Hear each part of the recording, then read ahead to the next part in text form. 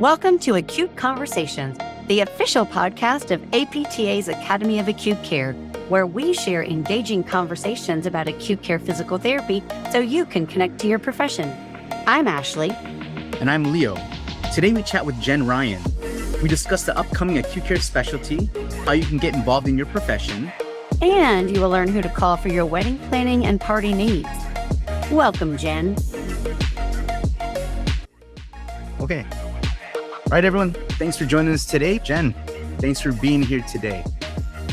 Happy to be here. Thanks for having me.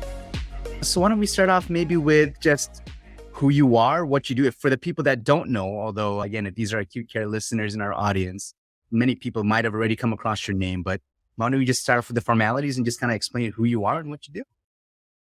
Sure. My day job is assistant professor at Northwestern University in the PT department. We're also a Department of Human Movement Science, which is pretty cool because we have all sorts of engineers, biomedical engineers and neuro specialists and stuff of different professions working with us and collaborating with us on our research. So that's a real treat. That's really cool.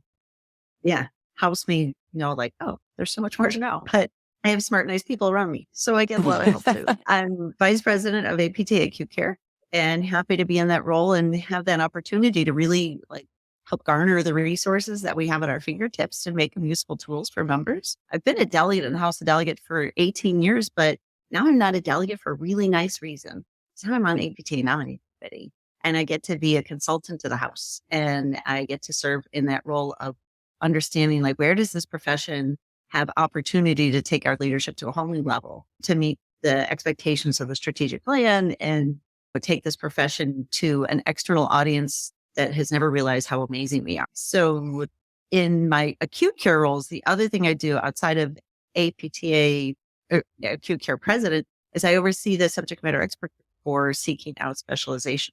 And that process started in November 2019. And then obviously March 2020 had a change. So my team was working really, really hard on their day-to-day. So it's taken a while, but we are now to the point where you're on the brink of seeing the survey come to you. And I can only ask that you, if you get the link, please fill it out. Please, please, please encourage any colleague in the academy to look for that email and fill it out. The sooner we get to an end, the sooner we get to analyze, the sooner we get to pitch for specialization. All right. You hear that, everybody, right? So when you see the link, that's the least you can do is fill it out for us because we all want to see that coming. My friends. Yes, and send it to forward it to all the acute care people you know. Do they have to be a member to fill it out? They do have to be a member to get the link sent to them. And the link is specific to the individual because we have an opportunity to not make everyone fill out the entire survey, but portions thereof. And so please don't share the link that you are given. Please share the energy and desire to fill it out with your colleagues. So look for theirs. That is good to know. That's really helpful information. Well, I have so many questions about this acute care specialty. So we're just going to jump into that because I have had so many people ask me, you sometimes hear I also work at a university and my students will say, I want to do an acute care residency, but what is there after that? There's no specialty. And I'm always like, well, first of all, there's a lot of value in doing an acute care residency without a specialty. But I think people kind of like that, kind of cherry, or icing on the cake at the end. So for our listeners who really want to know, where are you now? How much longer is it going to be? And what's involved in this whole process? Okay. So what we have done so far is we establish all the knowledge, skills, and abilities of an acute care practitioner based on, you'll see that there's basic science elements, there's medical knowledge elements, there's clinical elements, there's research elements, there's all sorts of components of specialization that if you look at the description of specialty practice of any of the present specialties for which we three are CCSs, so we know that, there are all those elements. So all those elements had to be addressed in relation to acute care. And what is it about an acute care expert that's different than other PT experts? We have to define ourselves as a unique specialty for which we know that, but the rest of the PT profession needs to know that and appreciate that. So it took a lot of work to get to that point. That survey got built like on 170 some odd items, and sent to 25 experts across the nation to be a pilot survey and like understand, did we capture everything? Did we get all the information? Did we get it right? And we added a couple items based on their feedback. And now it's in the hands of the ABPTS, ABPT-RFE, Trumbo board that's working to like look at it, make sure it dots all our I's and crosses all our T's before it gets sent out to the membership for survey. When we reach the appropriate end of all the sub elements of the survey, we'll then be able to analyze that data. And that analysis will give us opportunity to write a pitch to ABPTS, ABPTRP, say, we see ourselves as unique. We see an opportunity to recognize professionals who've been at the top of their license in an acute care setting, be it a hospital or with acutely ill individuals in other physical settings, but identifying the unique and exceptional skills that come to the table to really function at the top of your license practice setting. Which they are unique and special skills. Like, right? I would encourage anybody who's never worked in acute care to walk in and just try to do that. Like, it's not a walk in the park. Mm-hmm. You're totally right. And, you know, it gets watered down in so many discussions. Mm-hmm. It's funny, Leo, you and I were talking about this the other day. You know, oftentimes you get a consult to get a patient a walker so they can go home. And it might be the end result, but the discussion has to be about all the decision-making that went into that was the right result. That was the right answer. That is the safest, best answer for this patient. This gives them the best opportunity to not readmit. This gives them the best opportunity to feel safe, to move often in their home. You know, wants to go home once, right? So that's what, you know, as we work towards specialization, it gives us that much more opportunity to build educational elements that help people prepare for the exam that will come someday, for which that doesn't mean you have to, you're only going to take those courses if you're sitting for the exam. There's great information out there for people who are nowhere near ready for the exam, but just really want to practice at a higher level. Mm-hmm. And it's going to be on whatever our new version of Learning Centers. But, you know, that's not going to be only for acute care members to take those courses. Right. So that's what's fantastic is physiology is physiology, no matter what setting you're in. So it'll be great to share that knowledge with more academies and, you know, wider in the profession. Well, and that's one of the things that I really love about acute care. And I think that's also one of the things that's probably challenging when trying to come up with the specialty is it's not just cardiopulm. It's not just ortho. It's not just neuro. Like it runs across the board. So the lab values and the medications and the physiology of each of those diagnoses is so unique. And so when someone comes in and wants to specialize in acute care, like you can't just know one system, right? You have to kind of know all the systems. So yeah, I that to me is a specialty. Yeah. I mean, there's that component of knowing your hard numbers, right? Just knowing the numbers from the scientific standpoint, right? The medicine standpoint. But then there's also what we call soft skills. And soft skills are, in a way, I think they're becoming more and more into light how important they are. They should not be secondary. Like the primary is going to be your hard skills of understanding lab values, transfer technique. And then the soft skills are, I think what we're seeing now more often is that they are both equally important and how, you know, these are tools that we use.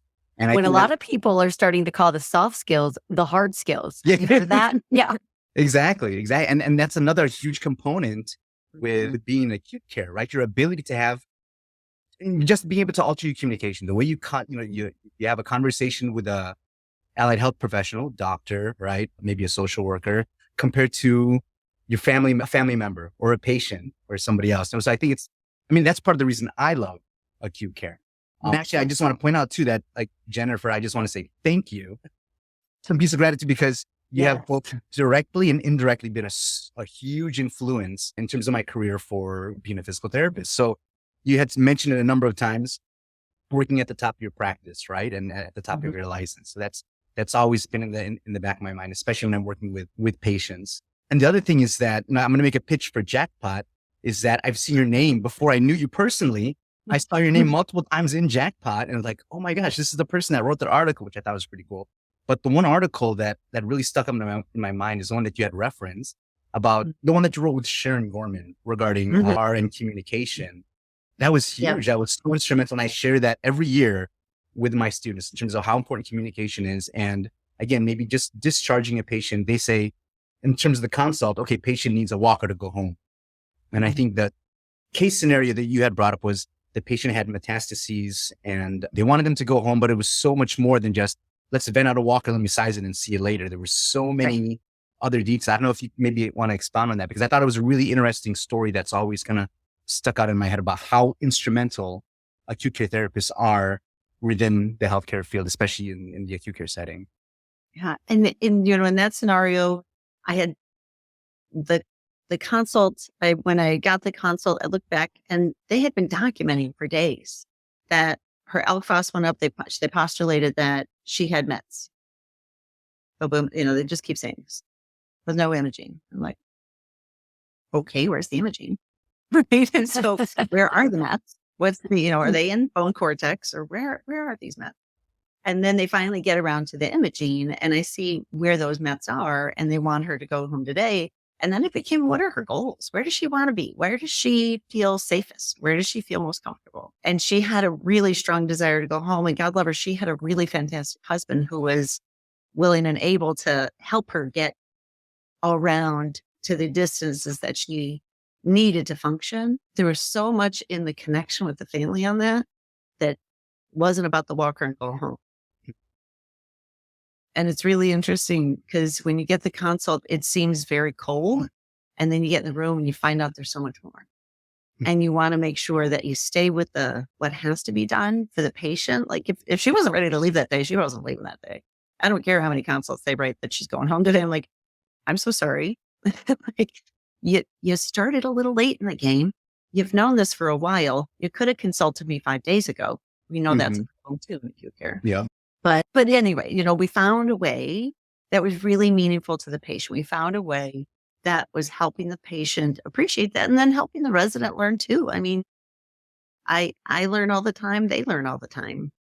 And so we really need to work as a team to appreciate what each other knows and how we can help build it into a real solution for the patient. And I think bringing that family piece into it, she had a fantastic family. We've seen how many poor souls who don't have a fantastic support system, and we still have to find a solution for them. And I see you getting emotional just talking about that patient. Oh, I totally agree. And yeah, which I think is beautiful, honestly. Like I feel the same connection lots of times with my patients. And I think that's part of what makes this job both challenging and rewarding at the same time, right? As we're with these people, sometimes at the worst moments of their lives. Yeah.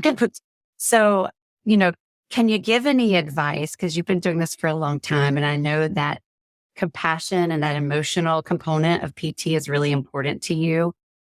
Yeah. What do you do to make those connections with patients and their families? And maybe for some that have a harder time with that, or maybe carry that home with them, anything you want to share with our listeners regarding that?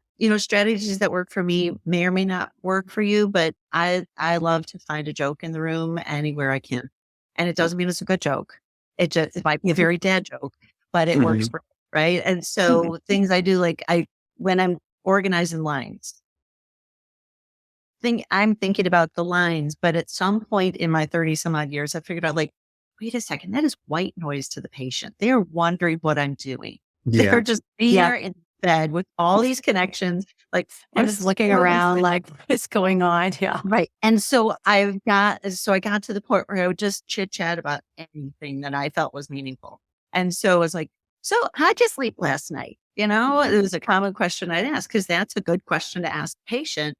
And then I'd go into the whole diatribe like, oh man, my Kuna woke me up at 3 a.m. last night because and so just try to bring some normalcy, some reality, help them think about anything but what's going on in the moment, because you can't solve everything that's going on in the moment, and help it keep to what you can focus on, helping them realize that you're not there to rush them out of bed. You're going to move them at the pace that makes sense, and you're going to measure and you're going to measure and you're going to measure again.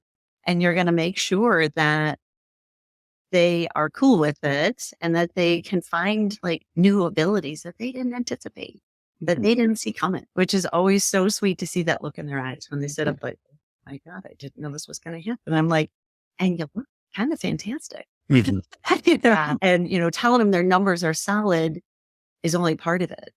Fine is a 4-letter word. It makes me nuts when people say, you're fine. Your stats are good. I'm like, they can't breathe. I don't care that SATs are the thing you're looking at. I'm looking at SATs and Yes. Yes. And the fact that it's a relationship and you're going to get so much more out of your patient if you take the time to form that relationship and not establish that hierarchy, which You're you so right. sometimes see people do. Yeah. Well, and I think that's probably more driven by their fear.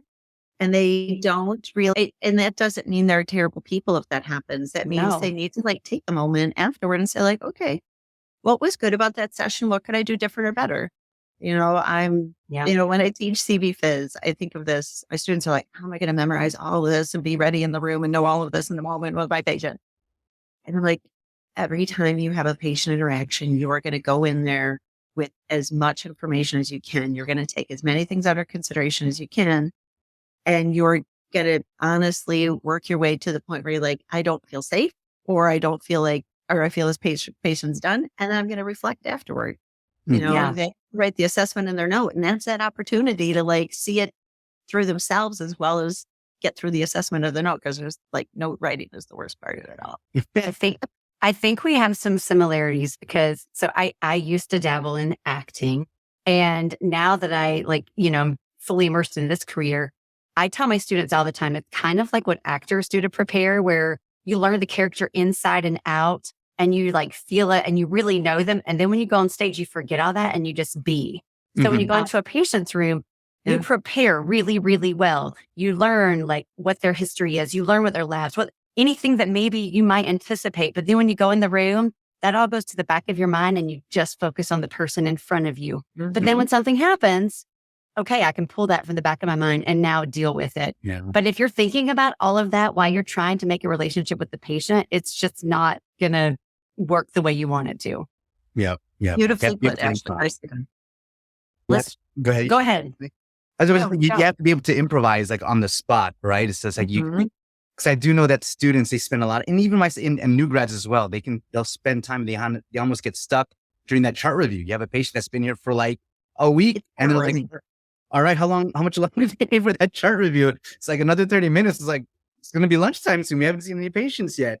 Like you can prepare as much as you can. And it is important that you have to be, but there has to be a jump where you got to get in the patient room and you got to see them and you're ready to be able to improvise on the spot and whatever gets thrown your way to be able to roll with it and make the best out of the situation. And Jen, you bring up a great point that afterwards, that's such an important learning, that debrief afterwards, whether you're a student and you're going to debrief with your CI, or if you're a new grad and you've got a mentor, or even just on your own, just kind of step back and think, okay, what went well and what are some things I can do better, and not beat yourself up and give yourself some grace to say, like, okay, that's especially happened when I've had terrible sessions where it's just like, oh man, that could not have gotten worse than the one I had planned and everything went sideways, right? And then you take a step back and you just say, okay, what are we going to do tomorrow to make this, to make this 1% better? I want to ask both of you. It is cool that we're all CCS, cardiopulmonary specialists. But do you have any, I think Jen, you had brought up, as you're setting up the room, kind of like your stock jokes about what did you have for lunch or dinner? And Ashley, you too, do you have any stock jokes or conversation starters that you use for patients? This would be useful for us. Gosh, I don't know. I usually ask questions similar to Jen about what did you eat for breakfast, or how were you sleeping last night? Where are you from? Because we get a lot of people at Duke that come from all over. But I used to have a student, and I thought this was so funny, and I still repeat it to this day, that whenever a patient will burp or maybe accidentally urinate or have a bowel movement or release some gas, she would always say, better out than in, better out than in. And it always just eased the moment, Yeah. So I almost adopted that when they would just kind of like look at me like, I'm like, you know what? It's better out than in. Just it's all good. Because that's one of the most embarrassing times, I feel like, sometimes for patients, because they just feel like they're losing control. And if you can just normalize that a little bit and make light of it, I think it helps pass that moment by and go on to something else. And my Graham used to say, better an empty house than a bad tenant. And that's the line I was about to talk about. It's so funny that we're like using the same thing. I mean, you're right. it's not about being embarrassed. It's about, okay, those things happen. Let's keep Right. going, and it just helps them like, oh, okay, I don't have to manage that. No, we just managed it. Next topic. Yep. Mhm. Absolutely. And they'll Well, read our cues. We have to watch out for that. It's like if we make it awkward, then they're going to feel awkward. Then they're going to want to participate. They'll feel embarrassed. They're less likely to have a good, positive interaction with therapy. But again, if you can make light of it and it's just like this happens, it's just like, oh, look, don't worry about it. It's not a problem. It's okay. In the end, you say, better out than in. And like Jen, what you had said. For me, what I do is usually when I have to adjust the beds and it's creaky, I'm said, oh, don't worry about that. That's just my knee. That's just my knee. Don't worry about it. And then the other thing that I do you is, got dad jokes. Those are dad jokes. that's why when I heard that, I'm like, oh yes, I'm the king of this. But when I start talking to them and I get my students to kind of realize this, it's like, yes, sometimes in terms of efficiency, you're setting up the room so there's clear egress to the door. So I start talking to the patient, I'm setting things up and it looks like there's going to be a high prognosis that they're probably going to be able to walk that distance. I said, well, don't mind me, keep talking. 90% of my job is being a mover. So I'm just moving the stuff around here and it's actually physical therapy, or my day job is I move furniture. That's what I really do for a living. So I kind of make those jokes. But I think what's also helpful, especially because Jen and I were both in Chicago, if I ask people where you're from, I say, okay, where do you live? And sometimes the token answer is I live in an apartment, 5 steps to enter, et cetera. So, no, but what part of Chicago?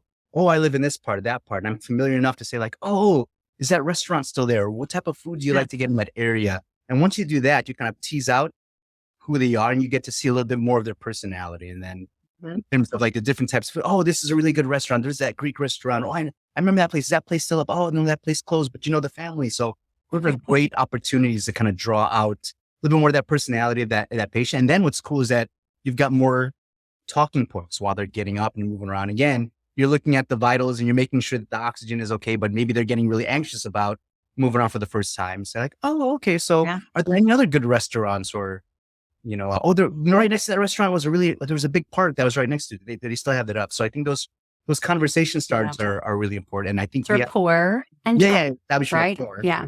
And getting comfortable engaging in that type of small talk. When you say the word trust, I'm always so thankful and astounded that people trust us so quickly. Like, hi, I have an incredibly sore shoulder and I'm just meeting you and you want to move it. Great. But they trust the therapist to move it. I've been laying in this bed scared out my wits.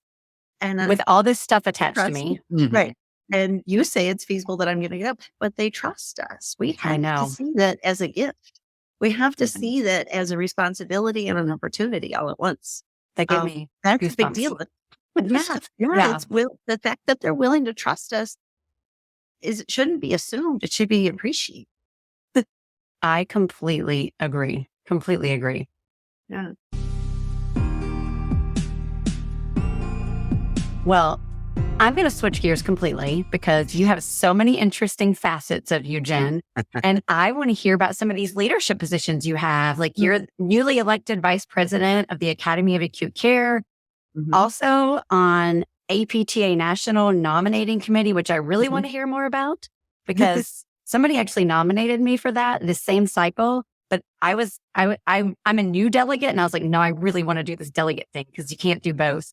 So I really want to hear about what's that process like to go through this stringent kind of, I feel like election and interview process for APTA National. And then how is that different from going through an election process for like the Academy for people out there who may want to serve in some of these roles? That is a great question. So I've been involved at my chapter, Illinois, at my academies, acute care, what we called ourselves way back when. And now we call ourselves APTA Acute Care in many roles in like a building process, working my way up in terms of like, what's the responsibility? What's the bandwidth I have? What's the awareness I have to make an impactful, to serve impactfully in the role. And so it's been a long build. Illinois has an assembly. So it's like the House of Delegates, right? And so only 6 states in the nation have assemblies. And so I had opportunity to serve as an assembly rep in Illinois for many years before I became a delegate in House of Delegates, which is a representative body of all the APTA members across the nation. And so it gives us opportunity to understand practice in this really beautifully diverse way, because what's happening in California is not what's happening in Florida, is not what's happening in Minnesota and Illinois. So how can we find the common ground that's right for our profession and make, policies and procedures that meet the expectations and afford the opportunities for our profession to grow and be, really recognized for what we can and should do. And then also wait, we should be doing a little bit more in Illinois, maybe, when you look over at something about something cool going on in whatever state. I'm like, there's some nice ideas. So you'd gain this pretty cool connection to the profession in a whole new way. And in that process, seeing leaders and seeing the great things they do and all that. And I'm like, I want to work my way that way. And I was thankful to be elected in the nominating committee this year. So I started a little early. I started in November because I got appointed to finish out someone's term. And then my new term started January 1st. And we're working on, understanding when someone puts in what got put in for you is called an NC1, means someone, and you, Ashley, someone thinks you're a great leader and that maybe you aren't personally feeling ready to serve in the role right now, but start the conversation with the nominating committee and kind of start the conversation of what other committees and task forces through academies, through chapters, APTA Engage puts your fingertips at all sorts of resources, all sorts of opportunities. Yeah, that's it. By the way, can I just put a shout out to the APTA Engage? If you're not on APTA Engage, you should be, because you get so many emails with so many opportunities, and there's going to be one out there that's right for you. All right. Sorry, I had to put a shout in for that. You're totally right. I love that you did that, because that's the beauty of it is, you have to go through the process of filling it out. It's an hour's worth of work. But wow, then you get opportunities to plop in your lap. And that's from, I don't have a connection with the Academy of Orthopedic Physical Therapy, but if they have an opportunity that fits my skill set, I'm going to get that one. And I'm going to get that awareness through APTA Engage. But that's the kind of thing that nominating committee is there to be. They're there to help you understand your leadership journey, as well as they're there to kind of look at okay, we have all these really exceptional leaders in a variety of ways. What are the needs of the strategic plan? What does the board need so that it can be the most impactful board? And who do we slate? After the slating, it's no longer a nominating committee discussion. We put the slate together. It then is in the hands of the delegates and the House officers to make the decision about the process that we go through to elect the leaders and all that good stuff. But it's really been so eye-opening because, having served on the bylaws committee for APTA before being elected to nominating committee, there's really so many resources at our fingertips as members of APTA, as members of APTA Acute Care, as members of your chapter, that you can make your professional experience so deep, so rich, so cool. It's not a job anymore, right? Yeah, no, I completely agree. If you get on the APTA website and just dig around and play, there is so many things you don't even realize are there. And all the discounts, renting a car and things like that. I need to take more advantage of those. I don't take advantage of those as I should. I stumbled across them. I'm like, shut up. How did I not know about this? This is what they should use as our selling point. Right. So Jeanette's nominating committee, talk to us a little bit more about now you're also vice president of APTA Acute Care. I feel like we just got to be more than one of you. I was going to say, Jen, you're not a big deal at all. Really, you must have a clone around. It's not important. You should really just go relax. I don't know how that's time to do it all. It is beautiful, in seeing, opportunities at APTA Acute Care and how, enriching the academy and the experience of the members through the academy is a touch point for people that's different than through their chapter. That's different than through other leadership elements of APTA general. APTA and your chapter are all about policy. And so many people I don't want to talk politics. I don't want to talk about that. I'm I get it. But you can't hang your special shingle out there if you don't have a license to support it. And so you need both. You need expertise. You need people who are clinical experts who can say, that really, who can take on that really complex patient scenario and put a logical step-by-step progression plan in place to help that patient get somewhere to manage their movement problem. But you also need someone who's going to fight for you when someone's trying to encroach on your licensure, because I'm no expert at, that's the thing is like, I don't go to the House or not House of Delegates, but I don't go to House of Representatives and vote. Raja Krishnamurthy votes for me there. I don't go, I go to House of Delegates and represent the PTs, but I don't go on the Hill. That's why we pay fees, because we need people who are experts at legislation to be on the Hill or in Springfield for me in Illinois. It's really so like the more you're participating in different aspects, you see the underpinning themes and the role you can serve on those and the role those serve for you is kind of how I've come about kind of gaining an understanding of it. And so, and when I serve on those, it helps me in my job so much. Like I better understood hospital administration because I better understood APTA process and leadership position and all that kind of stuff. And, in roles I served for task forces, I gained skills that in my day job, in my work here at Northwestern, it's a back and forth of supporting each other that they're like, yeah, sure. You want to serve on another committee? I think you'll bring back more prizes for us. Sure. Well, and I think for those people who may want to serve in a role, I think if you remember that all of these things we're doing are elevating our profession, but it all ties back to patient care, right? Like those things we're doing on the Hill, it all ties back to patient care. Those things you're doing on these committees, trying to bring in great people in our profession and get them nominated. And the things you're doing on the academy, it all comes back to doing what's best for the patient. And I mean, I went to an advocacy day for the first time last year, and it was an amazing experience. We went and actually sat down with representatives and talked to them about the bills that were happening right now. And, I was really intimidated to do it, but they train you really well. So by the time you go out, you're like, I know what to say and what to talk about. And you get to bring in those personal patient stories and say, here's why this is important. Because I worked with this patient who didn't have this and their family. And then those representatives on the Hill are like, oh, those are the stories they need to hear to make an impact, to do something about it. Yeah, it was a fantastic experience. I was at an event to sign petitions to get people on the ballot. Yeah. And then they said, oh, and Governor Pritzker's going to be here in 5 minutes. I was like, oh yeah, get me in line. Yeah. I'm like, and so I also serve on the board of directors for the Respiratory Health Association. I'm the only physical therapist on their board. And I'm like, yeah, physical therapy is all about the oxygen moving. And so, yeah, this is important. So I get in line and I go, Governor Pritzker, thank you so much for CJA, which is our Clean Energy Jobs Act. And he's like, oh, yes. And he talked about how this fantastic solar project is coming up. And one of the expectations of CJA is to find underserved and underrepresented communities and identify the pollution that's been highly prevalent in their communities, but also get contracts into the businesses that are part of that community instead of always going to the one who has the most legal teams and who can get the contract in first.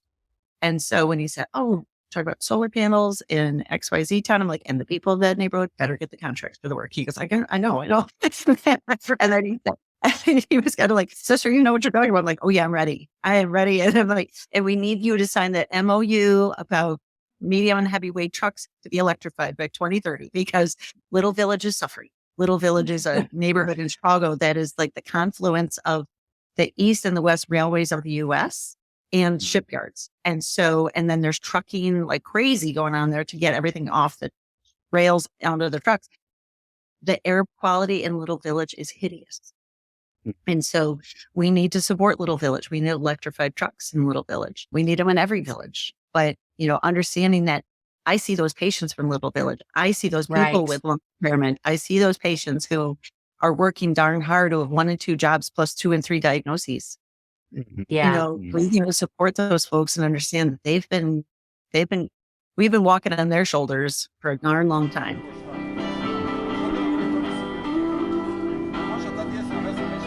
So Jen and Ashley, I would for our audience, because we're already talking about it right now, for those acute care therapists that are not APTA members, or the ones that are APTA members and students included, that are not part of APTA acute care, what's the value that brings? Because I think there's so many people, they want to have a little more of an impact.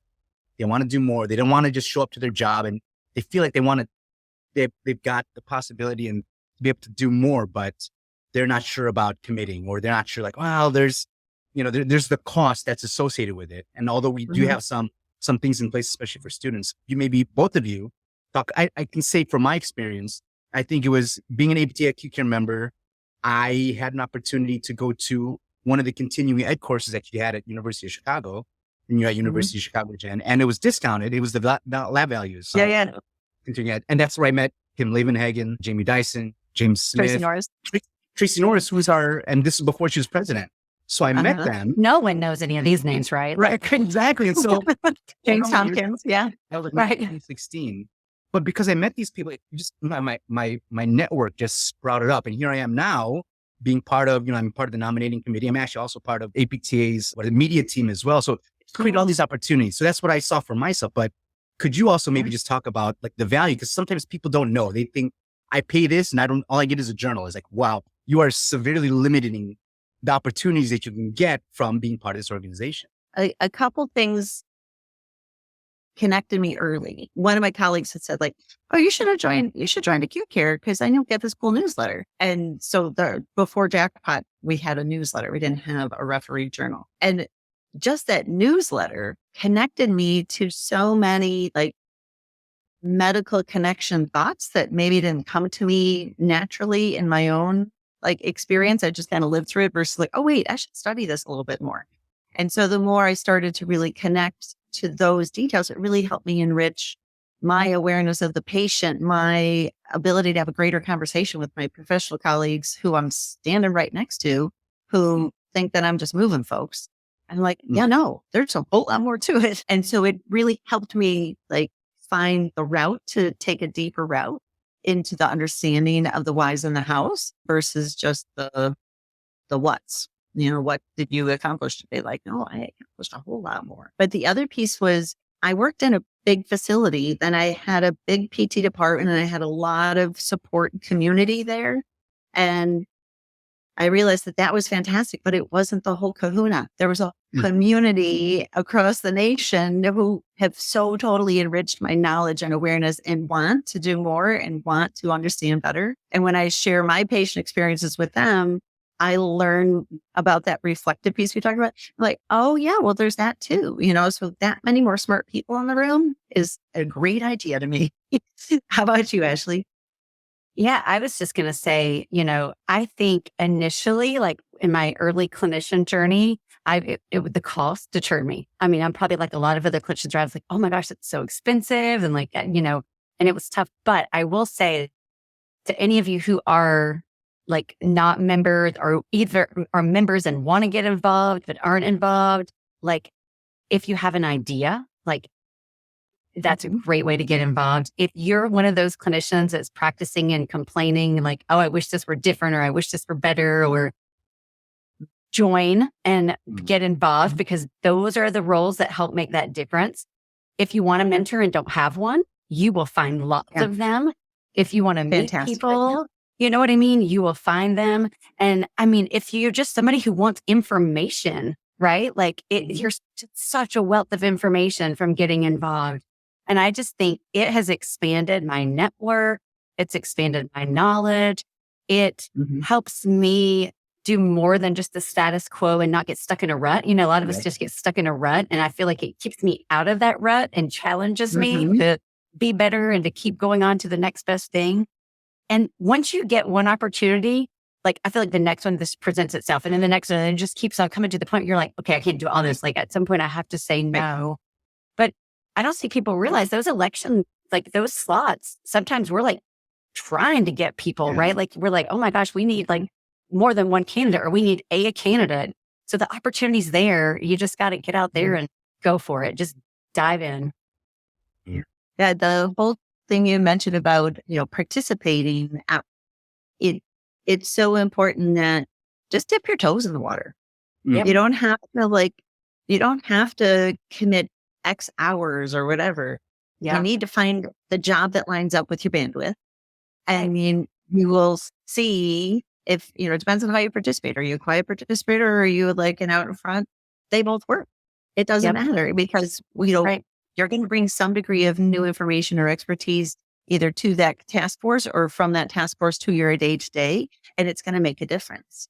And so Absolutely. finding those ways of like, how can this be a resource to me? I get it, Leo. You're right. There's a lot of passive members who are like, I paid $50. All I got with the journal it means that we need to do more unique outreaches to help folks grab a rope.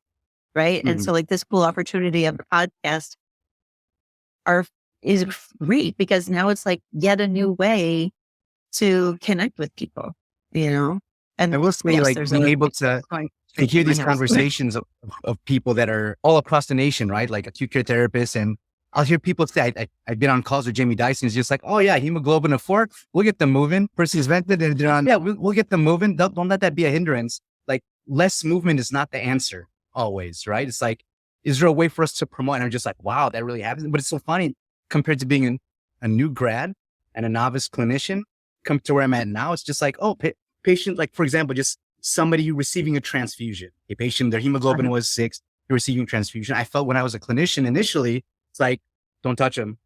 They're getting a transfusion right then and there. Like, let's wait. Or maybe it's like 4:00.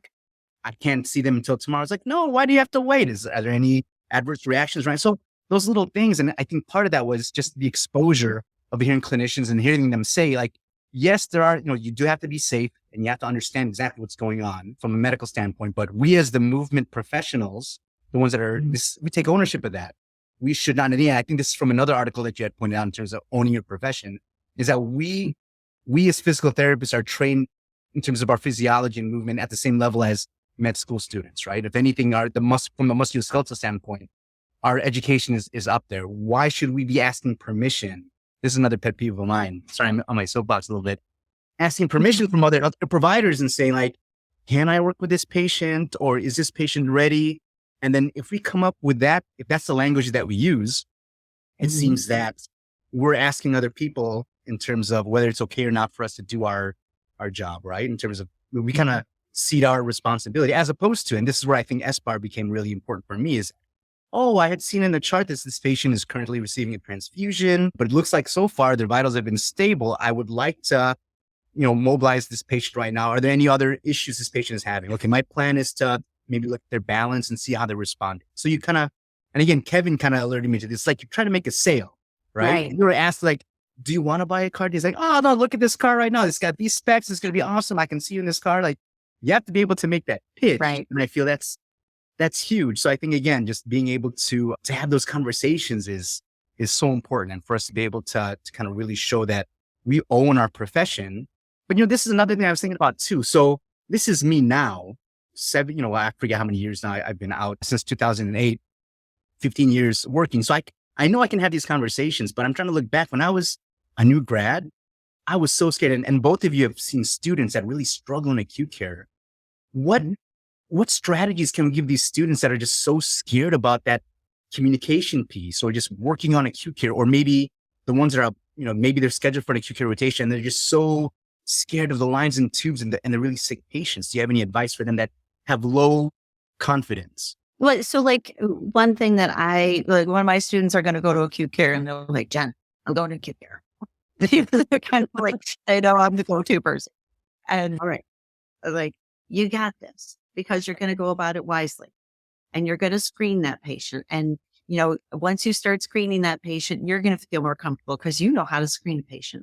And you're going to look at their vital signs and you're going to start to take that under consideration and you're going to start to build a relationship. Like said, Ashley, you build a relationship with that patient.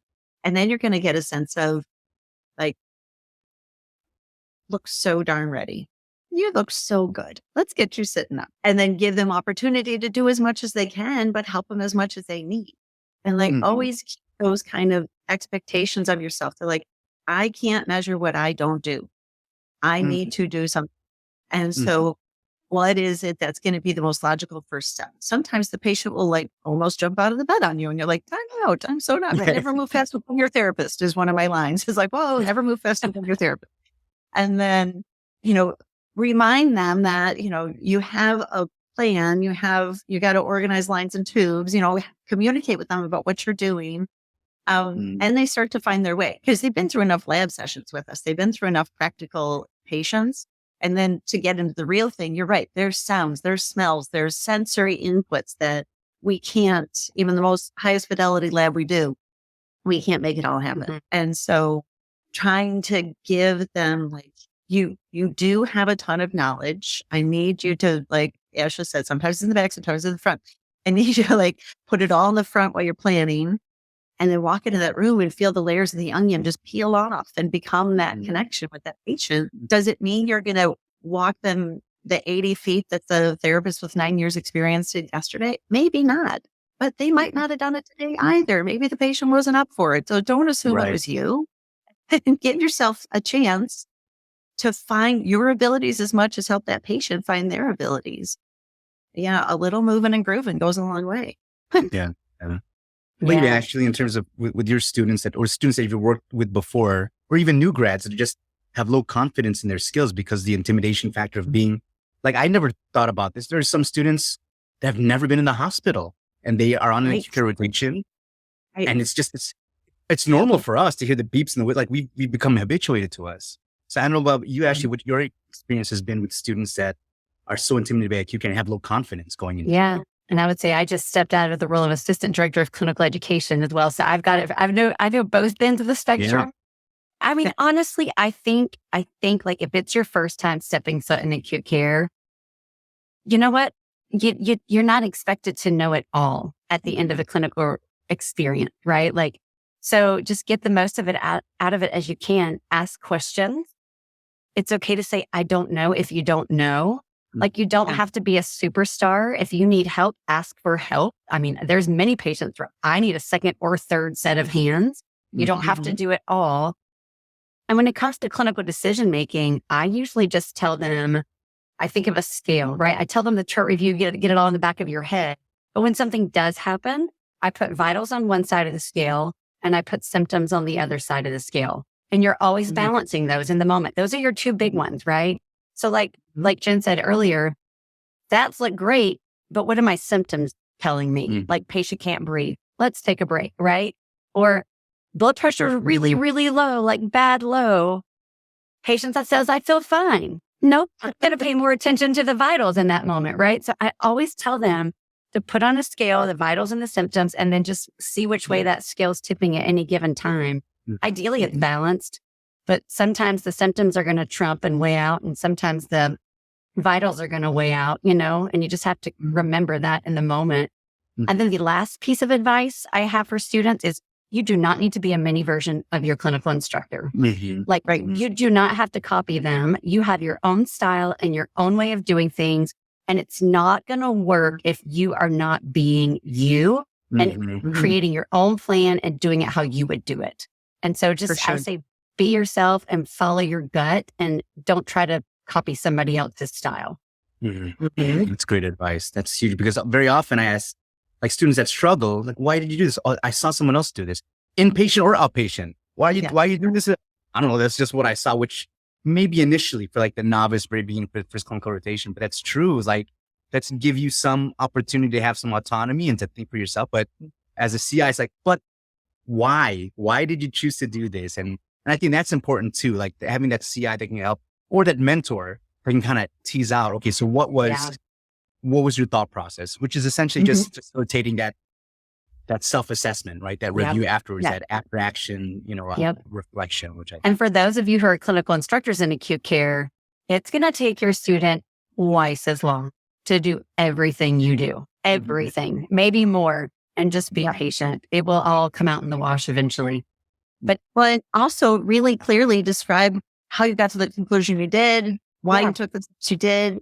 You so adeptly transition from moment to moment, having made 15 decisions per second in your head. How it come out your mouth for your student? They went from A to Z, but the student needs to know how to go from A to B to C to D.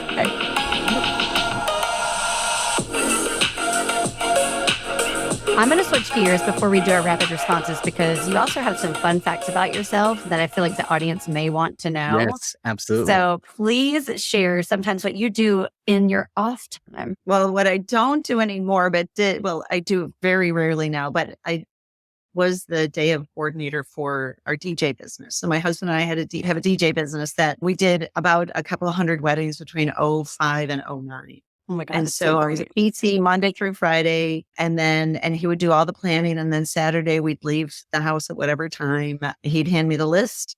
We'd get to the venue. I'd set up the light show. He'd set up the audio show. I'd go run and put a gown on, put my hair up, put makeup on in the public restroom, and like run the party. And I'm like, all right. So I got the list. I know the wedding party. I know where the parents are. I'm going to go talk to the mother of the bride. Say, don't go to the bathroom. We're about to do first the father-daughter dance. Like boom, boom, boom, boom, boom. Make those events run. Learned a ton about sociology. Learned a ton about table arrangements, learned a ton about like so many nice people who work in those venues. It was darn hard work, but it was really fun. Learned a lot about XLR cables, setting up the light show, and carried about 1,000 pounds of gear in and out of that joint every day and got home at like, oh my gosh. Then the occasional Sunday I had to work. I was like, can I get there at 9:30, please? I'll stay late. I love it. So by day, radio disc jockey, party goer, jammer by night. So Jen, are you going to be the DJ for CSM? Are you going to have for our Acute Care meeting? Oh, no, and the music. But as speaking of CSM, I have to fly home Sunday night because we are DJing at 7 a.m. in the 95-story Hancock to volunteer for Respiratory Health Association. We've DJ'd their event for the past 23 years or something. Or 20 years. And it's a day-long 95, story stair climb fundraiser. Mm-hmm. And so, we DJ the after party. And I'll be there at 7 a.m. on Sunday, the 26th. What an interesting life you lead. Yeah, that's, got to keep it a little variety. Keep it fun. Well, and it's probably a great stress reliever too. Mm-hmm. Mm-hmm. It's sometimes a different stress, but it is a total opportunity. Well, Leo should brings like, how many times have we worked with a patient who just got a devastating diagnosis and they still say like, sure, I'll go for a walk with you, So my PT skills, those soft, but really, truly hard skills teach you when you go into the bride who's really looking like they're having a great time. And then you have to give them bad news. You figure out a way to package that news. You say like, I'm not going to say, what would you like to do next? You give them two choices and they're going to take one of the two choices. You do not give them a big array. You give two choices. And they don't have a lot of decisions. I use that strategy with my kids too. Boundaries. Boundaries, right. We can try walking to the bathroom or we can walk to the window. Which one would you want to choose? Exactly, Leo. That's exactly it. Yeah. That's the bad, or we can try doing some exercises lying down to help move your arms. What do you want to do today? They're called behavioral objectives, but we just call them as choices. Yep. There we go. I love it. It's a skill, which is why there's going to be a specialty now. Exactly. You're right. Bring the full circle. Full circle. All right, Leo, should we explain and move on to our rapid response round? Yes. So let me explain what rapid responses are. So we named this rapid responses, especially because it's, Academy of Acute Care or APTA Acute Care. And so essentially what we're going to do is that we'll have about a minute and a half. We're just going to, Ashley and I are going to fire out questions for you, random questions. And we just want the first thing that pops into your mind as fast as you can. Ashley, you have your time ready? I got it. I got it set up. Are we ready? Ready? Jen, are you ready?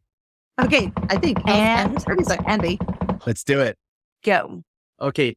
Jen, what is your most favorite way to exercise? Walking. All right. Rock, paper, or scissors? Ooh, I'm a rock kind of girl.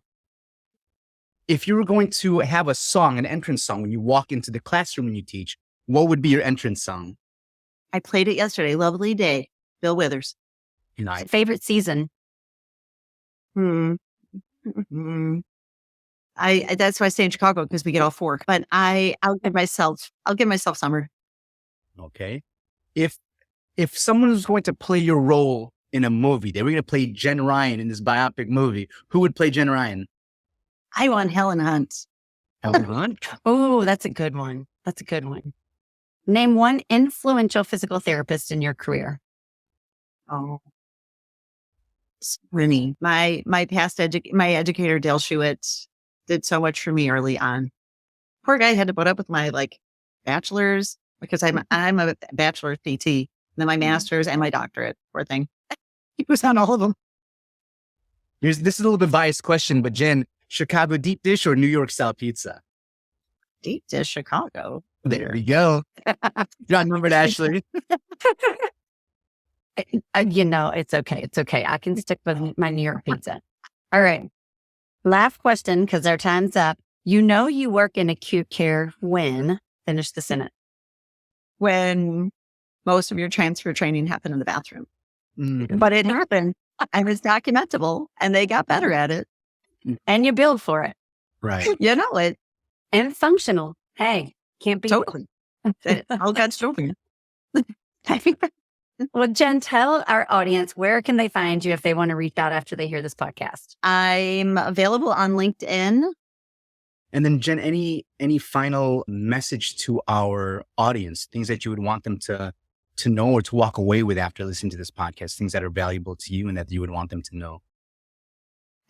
I hope they're starting to see that many more opportunity to be a connection for their patient, for their interprofessional colleagues, to kind of be part of the solution. Our healthcare system always needs more help. And so our movement, when we look at Medicare measures, counties, CLABSIs, falls, they don't measure function. They tried the G codes and those didn't happen to be helpful, but people are leaving the hospital more impaired than they showed up. People are not resuming their functional level of IADL performance, even if they have more therapy.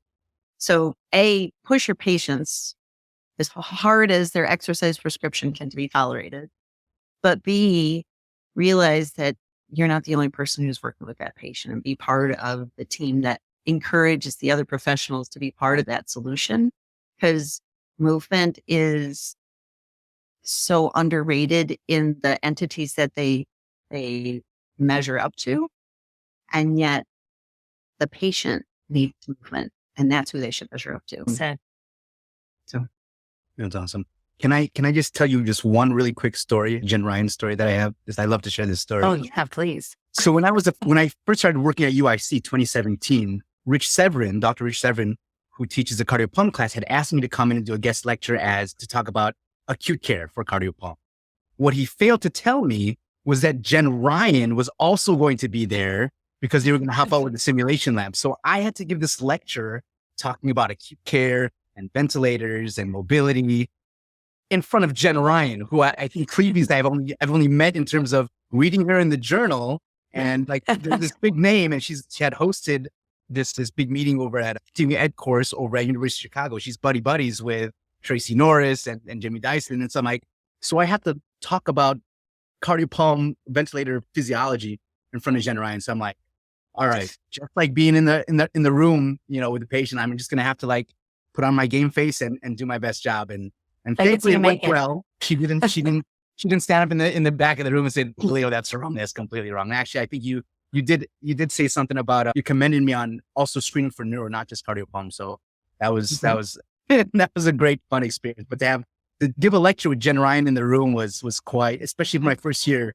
teaching as a professor. But you know what? What a great message to our audience too about getting involved. Sometimes, some of the leaders in our field can be intimidating, but I have never met or spoken or emailed one of them that hasn't been extremely nice and generous and welcoming. Absolutely. Yeah. I mean, I think that's par for the course for the types of people and personalities that go into physical therapy, right? And so I think we're helpers. Absolutely. Jennifer, thank you so much for being here and being part of this conversation. Really appreciate it. I had a great time. You guys did a wonderful job, and this service you're doing is really helping the profession. So thank you. Awesome. Thank you. We would like to thank Jen for joining us today. Acute Conversations is the official podcast of APTA Acute Care. It is hosted by Leo Argulis and Ashley Poole. Executive produced by Katie Brito and Edward Mathis.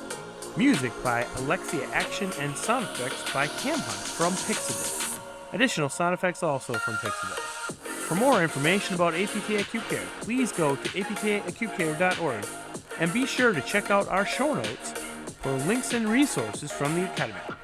If you found value from our podcast, please be sure to like, follow, and subscribe. Join us next time for a special CSM preview episode. Thank you for listening, and may your shoes and scrubs stay clean today.